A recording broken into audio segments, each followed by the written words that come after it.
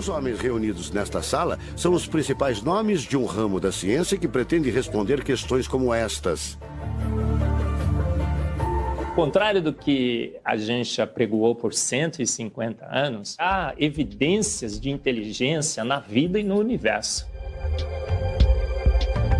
Eles são estudiosos do chamado design inteligente, uma linha de pesquisa que acredita que a complexidade da vida e a perfeição da natureza comprovam a existência de um ser superior. A vida foi feita pronta, o universo foi feito pronto, planejados por um ser extremamente inteligente, com design, com arte, com perfeição. Marcos Eberlin coordena o Núcleo de Pesquisa em Ciência, Fé e Sociedade, recém-inaugurado por uma das maiores universidades de São Paulo, em parceria com instituições americanas. Outro defensor do design inteligente é o doutor em bioquímica e professor americano Michael Behe.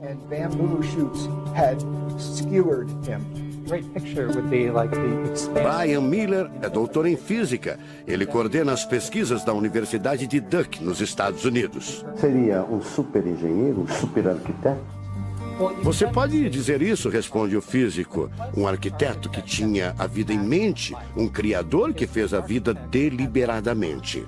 Also, when you look at life itself, o corpo humano é formado por cerca de 100 trilhões de células que dão origem a tecidos e órgãos. We cannot be accidentally caused.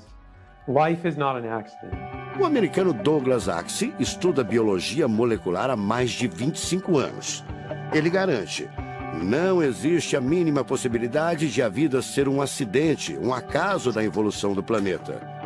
Para ele, as células são complexas demais e só podem ter sido criadas, de propósito, por um ser inteligente. Literally machines that are made out of molecules. Dr. Michael Behe concorda. Ele compara a célula a uma fábrica repleta de máquinas e veículos. Ela produz e troca com as células vizinhas os elementos fundamentais à vida. Tudo coordenado por uma espécie de computador central, o chamado DNA. Você já deve ter ouvido falar dele. O DNA é um conjunto de informações genéticas que definem as características dos seres vivos. O presidente da Sociedade Brasileira do Design Inteligente considera o DNA o mais avançado código de que se tem notícia. A gente tem a molécula de DNA como um modelo. Por quê? Porque quando a gente descobriu essa molécula, a gente viu que é uma molécula fantástica, maravilhosa. E ali evidências e mais evidências de que uma mente inteligente projetou a vida. Porque é o software da vida. E esse software tem o quê? Tem ali um código. E a gente sabe que códigos emanam de mentes inteligentes. Nos Estados Unidos, um grupo de pesquisadores afirma ter identificado uma sequência de números que sempre se repete no DNA humano. Seria uma espécie de assinatura de Deus, segundo o engenheiro da computação Greg Braden. So now we have a definition. Ao considerar a carga dos elementos químicos do DNA, os pesquisadores teriam identificado o seguinte padrão numérico: 10, 5, 6, 5. Eles então passaram a tentar decifrar esse código e tiveram a ideia de substituir os números por letras hebraicas. Em hebraico, a língua oficial de Israel e que aparece na Bíblia, os números são representados por letras, como explica essa professora israelense. A escrita hebraica é muito antiga. Já tem textos escritos 1000 anos antes da Era Comum. E nesta época ainda não inventaram o sistema decimal dos números que usamos agora. Na Bíblia, o Primeiro Testamento, podemos ver não só os números dos versículos e os números dos capítulos, mas também as páginas. A contagem das páginas está feita em letras e não em números. A sequência numérica 10, 5, 6, 5 foi transcrita para as respectivas letras em hebraico: Yud, Rei, Vav, Rei. Veja o resultado. professor Eberlin diz que as descobertas científicas trazem implicações sérias para toda a humanidade, mas cada vez mais reforçam os argumentos de quem acredita no design inteligente, a assinatura de uma força superior. A gente vai ter que entregar essa informação para a filosofia e para a teologia. E a gente agora, como bons filósofos e teólogos que todos somos, a gente vai colocar a nossa filosofia e nossa teologia em cima desse dado científico e optar pela melhor opção. Eu, óbvio, acho que a melhor opção é Deus. Como gente, a gente tem esse direito, né, de especular em cima da descoberta científica de que uma mente inteligente orquestrou o universo e a vida.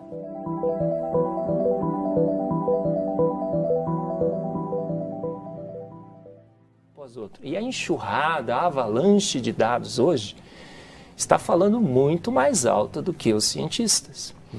E os cientistas realmente vão ter que chegar, encarar a sociedade e com a humildade que todos nós devemos ter, encarando essa sociedade exigente, infelizmente, erramos. Fizemos uma conclusão baseada em dados incompletos, imprecisos, sobre a vida e o universo, de que as forças naturais teriam capacidade de criá-lo. O senhor é pesquisador químico. O senhor trabalha fazendo pesquisas nessa área, algumas delas premiadas, e inclusive, já dissemos no início do programa, uma reação leva o seu nome hoje.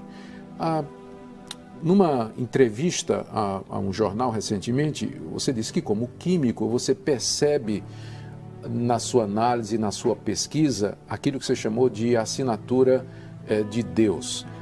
Você disse que é possível detectar intencionalidade tecnicamente, cientificamente. Como é que é possível isso? Como é que se detecta intenção, que uma coisa foi feita de propósito se usando o método científico?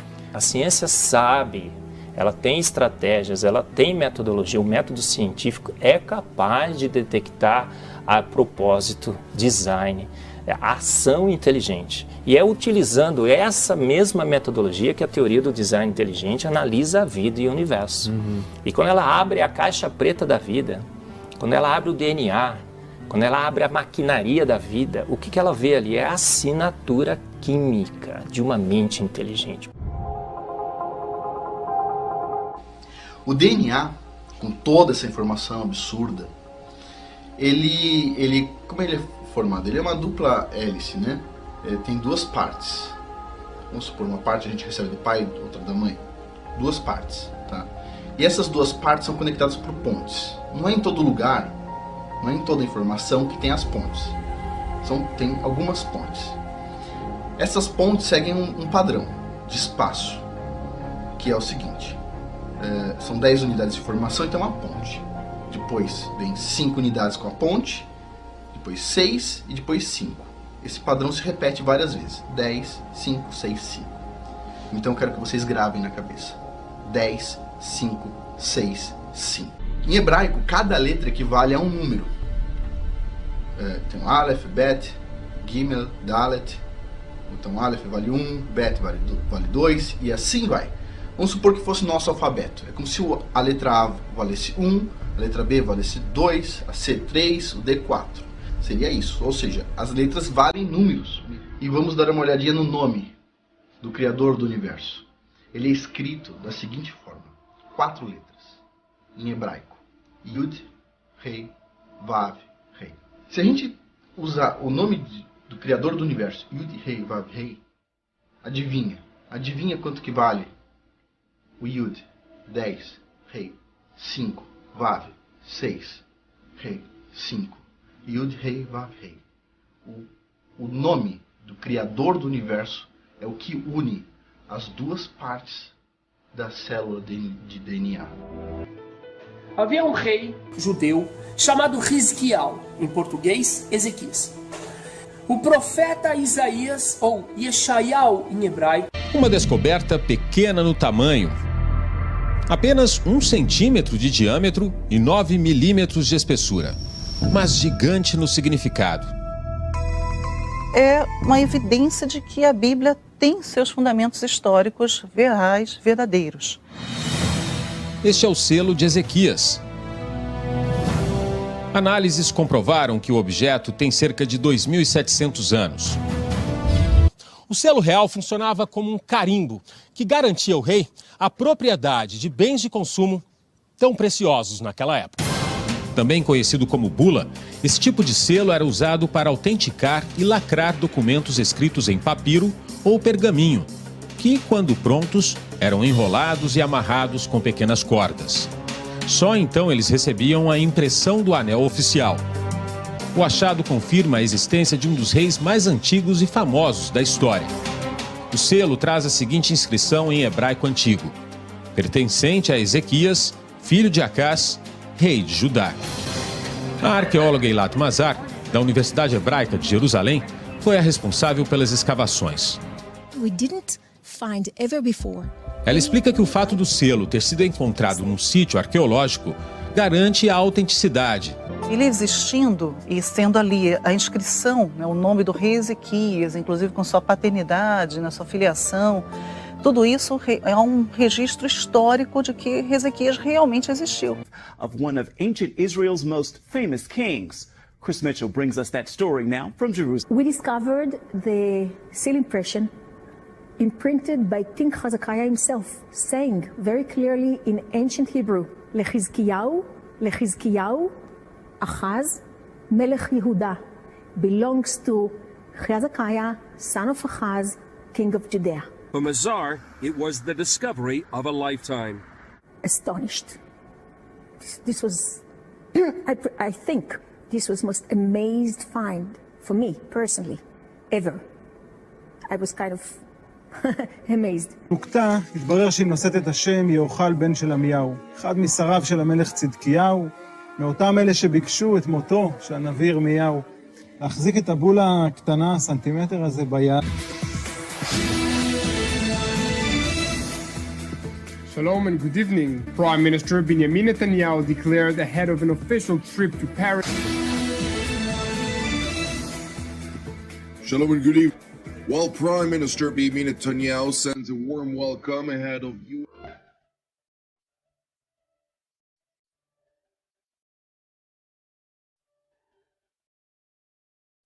Esses sons, tá vendo? São sons originais, tá? Os sons vocálicos do idioma hebraico originam-se nos três sons primários. Quais são os três sons primários? Yud, Re e Vav. E esses são os três sons primários. O Yud representa a letra I.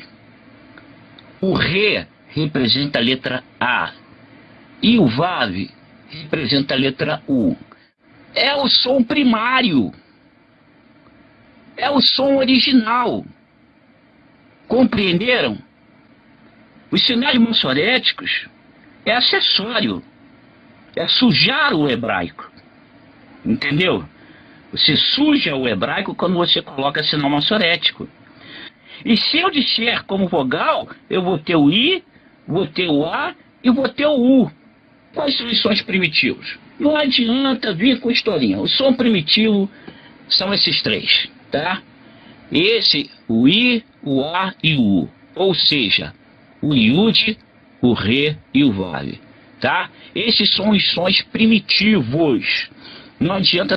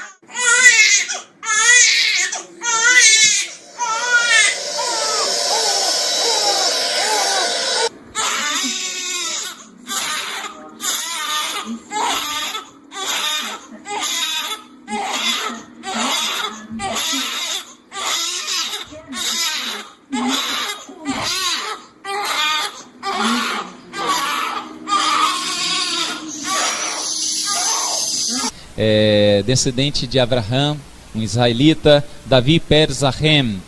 Zahem é um tradutor de idiomas e está nos visitando, passou o Shabat conosco.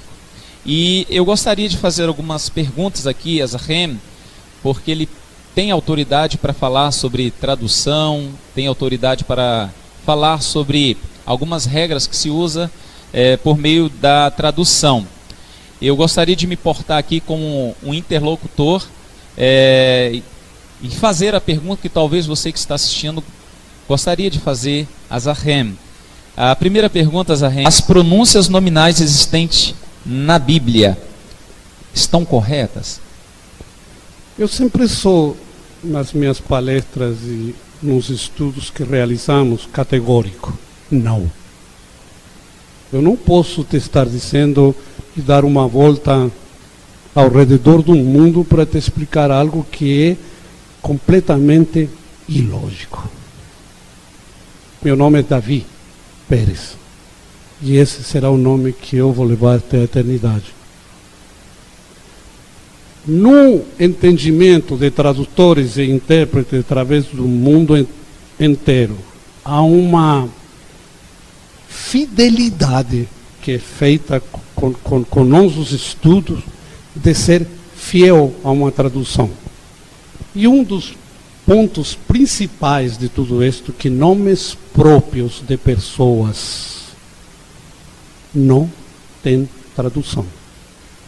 Para que tenhamos uma ideia, a definição da palavra nome, esta definição em português é caráter. Então, como regra primária de um tradutor, é a sua fidelidade nos nomes próprios de cada pessoa que está no escrito original legítimo de qualquer livro que seja. Amém, irmãos? Isso é muito importante, porque as pessoas pensam que o nome não tem muita importância. Pelo que você me disse, então, se mudar o nome, e eu permanecer o texto todo fiel, mas mudar o nome, eu mudo o relato também? Completamente. Então, o que dizer desse nome que a gente sabe que é evolutivo, o nome como chegou para nós, Jesus? Eu sei que passou por muitas adaptações até chegar no Jesus que nós falamos aqui.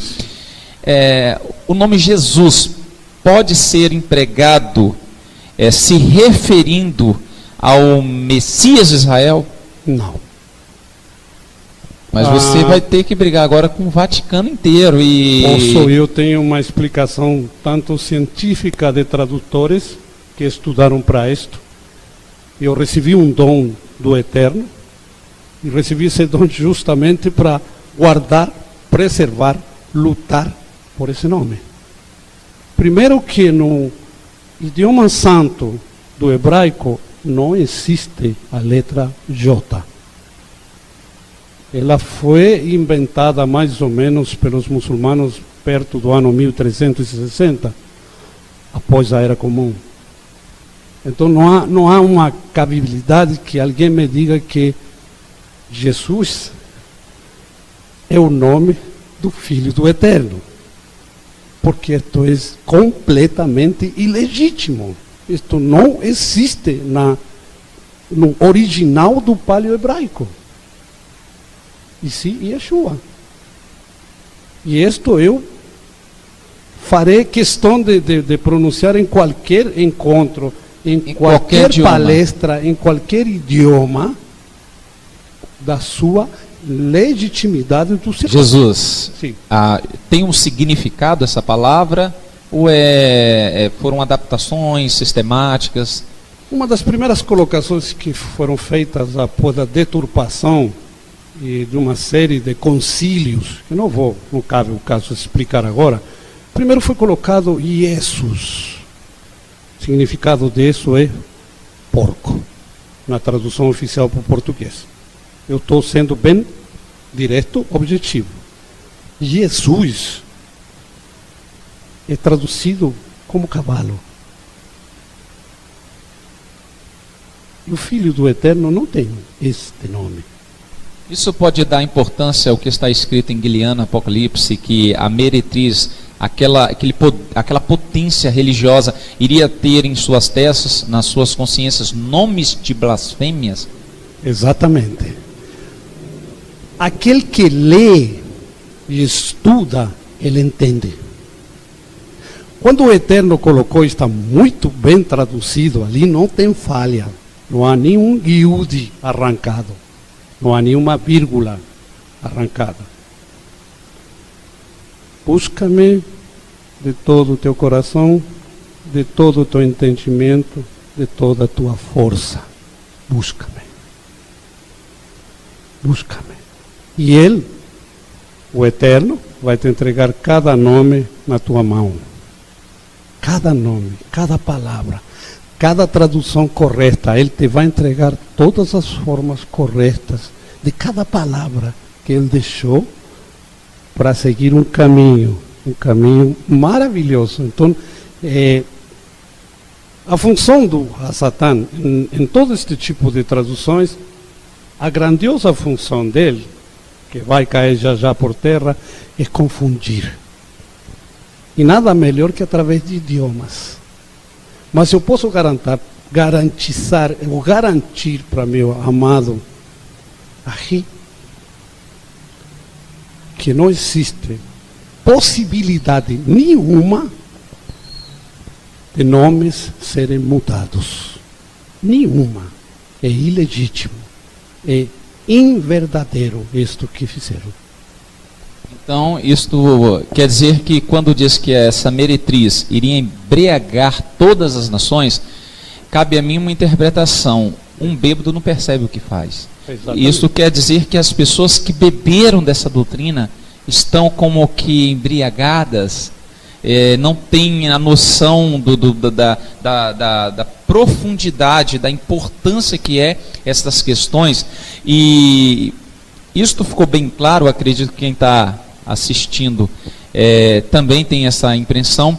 Mas sobre a fonética Deus, porque existem Roshim, líderes israelitas, dizendo que como Elohim era um termo usado em hebraico para tanto o eterno quanto para as divindades, assim também não tem problema usar Deus para o eterno e para as divindades, os deuses de prata, os deuses de pedra, de bronze. Essa pronúncia Deus, como que surgiu, como que entrou e como que chegou até nós, sendo que é muito diferente da expressão israelita, né, hebraica Elohim. Como que entrou essa pronúncia? Por que entrou nas escrituras? Houve, no ano 700, me parece, muito... O primeiro pedido de uma tradução do hebraico original, legítimo, santo, para que se fizesse o que hoje chama-se de Septuagint. 73 sábios judeus fizeram esta tradução com fidelidade.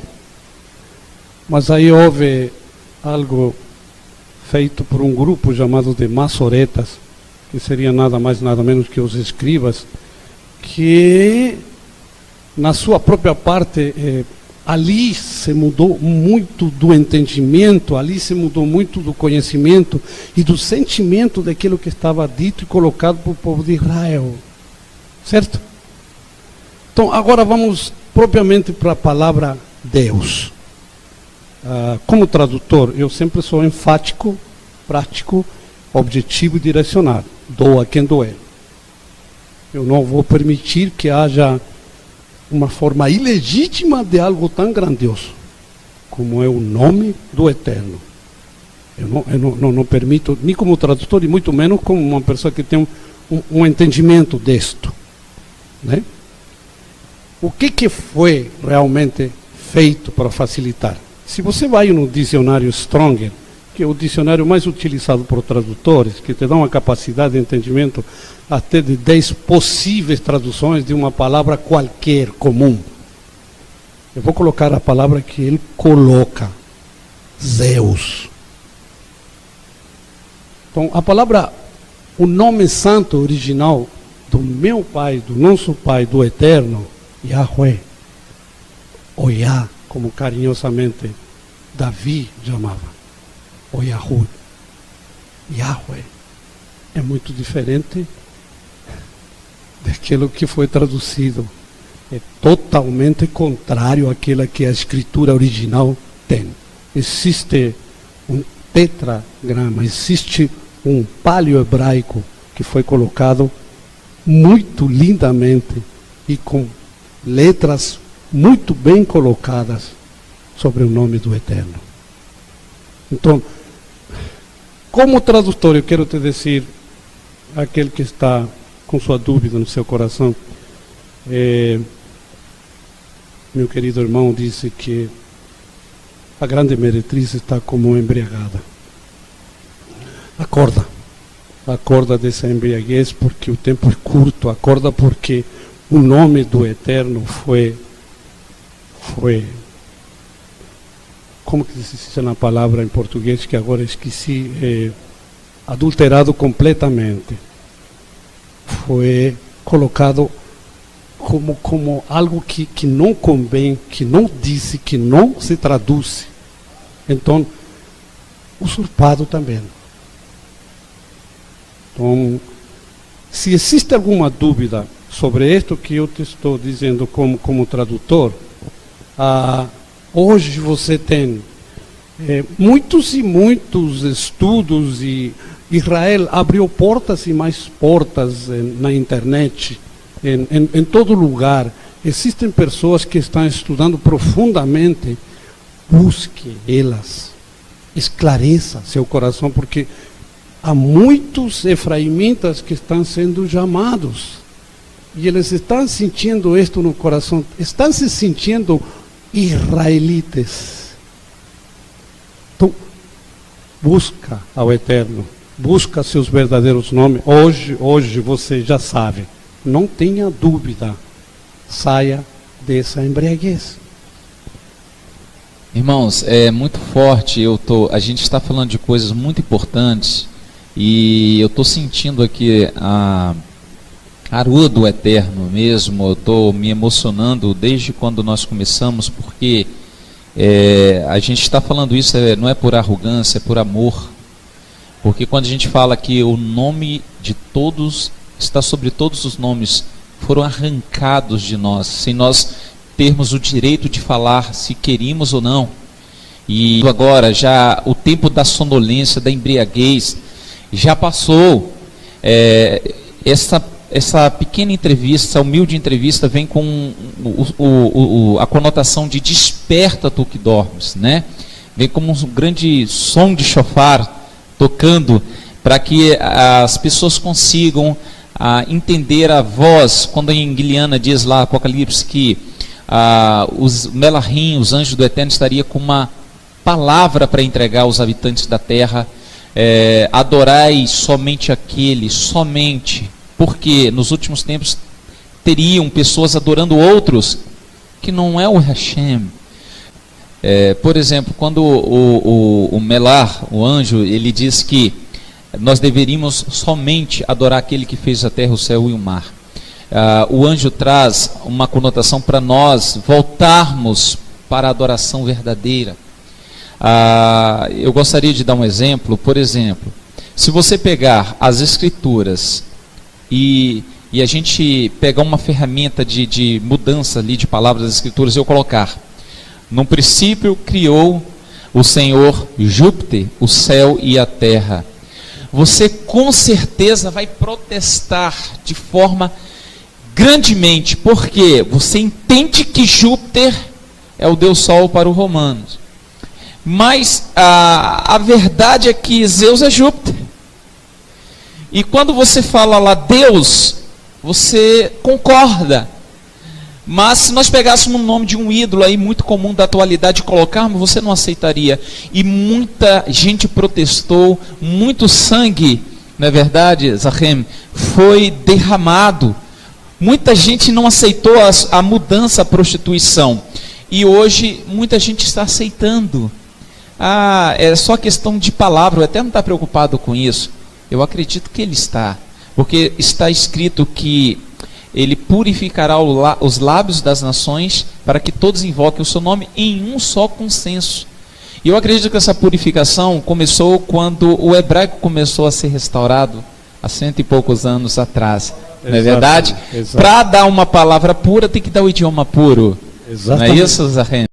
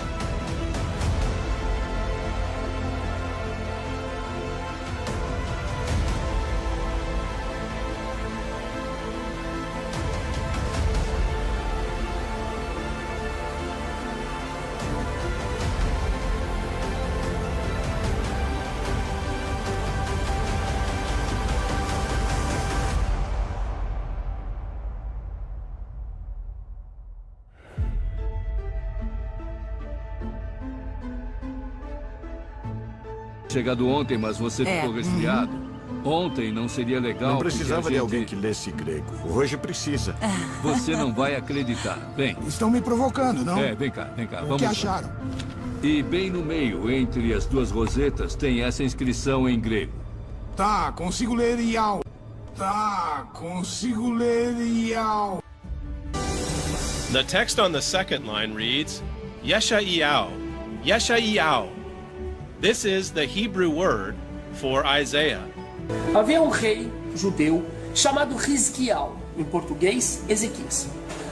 O profeta Isaías, ou Yeshayahu em hebraico, בימי ישעיהו. באיזשהו שלב חזקיהו מלך יהודה החליט שהוא לא משלם יותר את המס לסנחריב. סנחריב יוצא למלחמה על חזקיהו. שהנביאים אליהו ואלישע קיבלו נבואה להעביר לעם של מה הולך לקרות עם התהליכים האלה שהתפתחו, והם התחילו בימי אליהו ונסגרו בימי אלישע, כאשר רוב הדברים קרו בימי אלישע.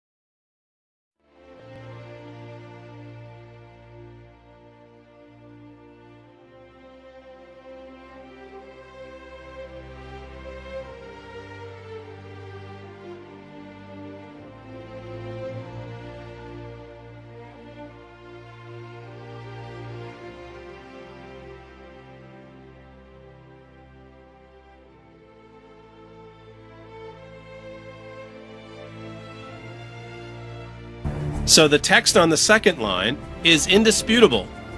It reads, Yeshayahu. Yeshayahu. This is the Hebrew word for Isaiah. One of the most significant archaeological finds in years was announced this week by Hebrew University. The discovery confirms the record of the Bible and the life of one of ancient Israel's most famous kings. Chris Mitchell brings us that story now from Jerusalem. It's small, only 1 centimeter wide, but it's already made a big impact. It's called a bulla, an ancient seal. What makes this so significant is the name on the seal. We discovered the seal impression imprinted by King Hezekiah himself, saying very clearly in ancient Hebrew, Lechizkiyahu, Achaz, Melech Yehuda, belongs to Hezekiah, son of Achaz, king of Judea. Hebrew University archaeologist Elat Mazar discovered the seal during one of her excavations. From a czar, it was the discovery of a lifetime. Astonished. This was, I think, this was most amazed find for me personally, ever. I was kind of amazed. A aula aqui, pessoal, é sobre o profeta Eliel. É sobre o profeta Eliel. No qual essa história do exílio começa a se desenrolar. Qual é a história ali? A história ali é o seguinte: havia um rei judeu chamado Hizquiel, em português, Ezequias. E aquele rei, por causa de uma cura milagrosa que ele recebera de Deus, ele tinha recebido uma comitiva vinda da Babilônia, mandada pelo rei da Babilônia, para cumprimentá-lo pela cura. E aí, por algum motivo desconhecido, ele deu uma pisada na bola. O que ele fez? Ele chamou a comitiva para mostrar para eles os tesouros ocultos no templo sagrado. E quando a comitiva foi embora, o profeta Isaías, ou Yeshayahu em hebraico, ele chamou o rei e disse: vem cá, sabia que você fez uma grande besteira? Porque depois da sua morte, o rei da Babilônia, ele vai mandar não uma comitiva para cá, mas ele vai mandar um exército para capturar o tesouro e levar para a Babilônia.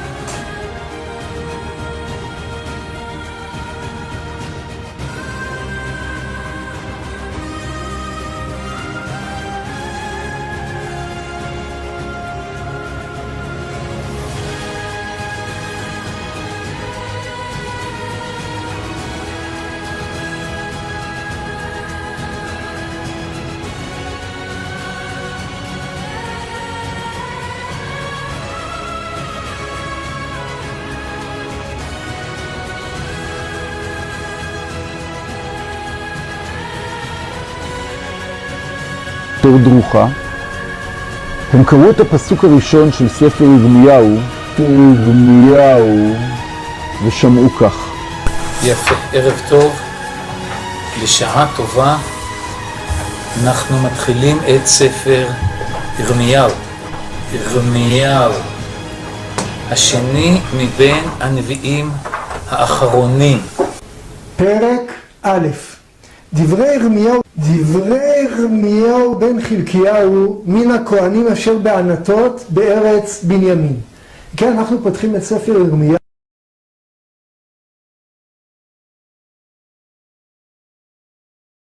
Não consigo entender. A equipe contata o professor James Charlesworth para ajudar a decifrar a inscrição grega. Era para ter chegado ontem, mas você ficou resfriado. Ontem não seria legal. Não precisava de alguém que lesse grego. Hoje precisa. Você não vai acreditar. Vem. Estão me provocando, não? Vem cá, vem cá. O que acharam? E bem no meio, entre as duas rosetas, tem essa inscrição em grego. Tá, consigo ler Iau. Tem isso. Tá, consigo ler Iau. Tá, consigo ler Iau.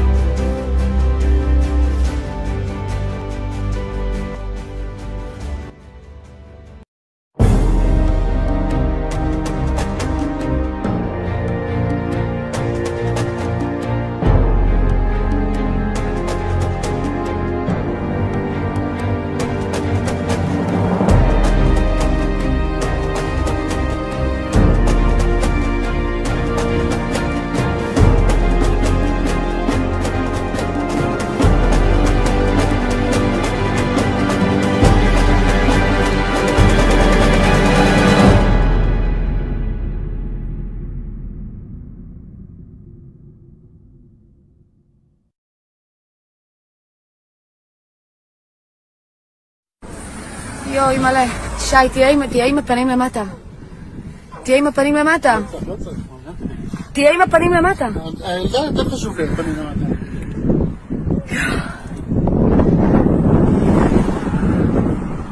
יואו.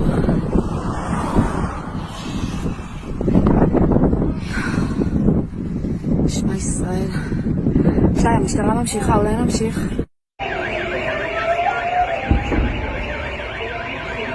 יואו.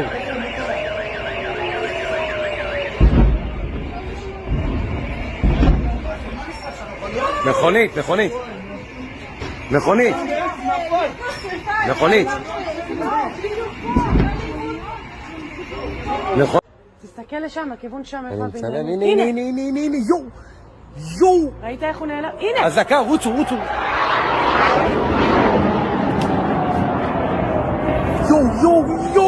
יואו, כמה טילים!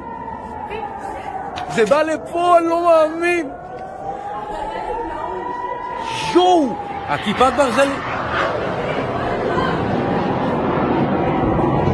יואו!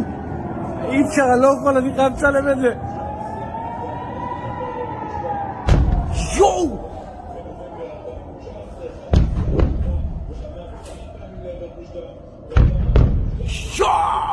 יואו! זה לא אמיתי!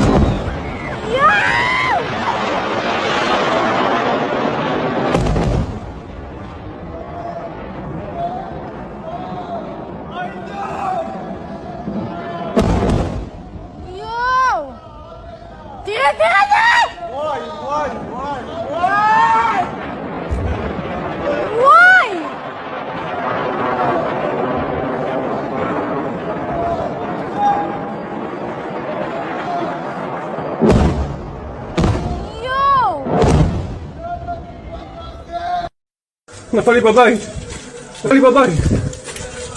נפל לי בבית. תסגרו את המים! לא, זה רק מים, וואו, עדי. בן זונה נפל בבית. הלך הגג. יואו! אימא'לה. יואו! נשארו אותו. Oi gente, tudo bem? Então o pessoal está me perguntando sobre o povo de Yalcha, né? Yalcha é o que eles chamam de o nome verdadeiro de Jesus Cristo, que não é Jesus Cristo, né? Seria Yalcha, né? O Yal, né? Que é o nome do Criador. Então a junção do nome do Criador, do tetragrama, mais o Chá, que é salvação, né? Olha, tem feito um trabalho maravilhoso, tá? Sério mesmo. Tem visto igreja como ela é, tempo como ela é, campanhas, dízimos. Eles têm pregado, olha, um trabalho da graça formidável. Tá? Não digo todos, que nem eles. Quando eu falo todos, eu vou fazer uma redundância aqui, fora de série. Mas tem feito um trabalho maravilhoso. Se todas as igrejas evangélicas fossem os pregadores de Yalcha, o mundo estava melhor, estaria 1000 vezes melhor. Eu quero parabenizá-los sim, tá? Quero parabenizá-los pela busca da tradução do nome. A busca poxa, eles não se cansam em buscar a verdade. Isso é uma coisa bem interessante, né? Muitos são seguidores do nosso canal porque a gente fala a mesma língua em relação à graça, né? A forma de ver, e eu fico muito feliz por isso, tá? Toda a equipe de Yalcha, né? Machi, um abraço para vocês, tá? Um abraço a todos que nos seguem. Um abraço. Fiquem com o Criador, com o Eterno de todas as coisas. Yal.